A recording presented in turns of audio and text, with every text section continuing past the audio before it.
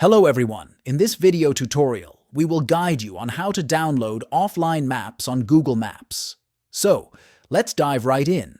Open the Google Maps app and make sure you're connected to the internet. Search for the place you're visiting, like a city, landmark, or even your own neighborhood, in case you know you'll be somewhere without the internet. Once you find the location, tap on its name or address at the bottom of the screen. This will open up a more detailed information panel about the place. Look for the option, Download Offline Map, and tap on it. Then, choose the desired area of the map. Then, tap on the Download button.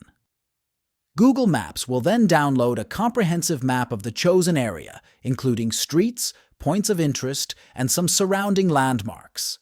That's it. Google Maps will download a detailed map of that specific location for offline use. If you find this video helpful, don't forget to subscribe to our channel for more tutorials. Thanks for watching.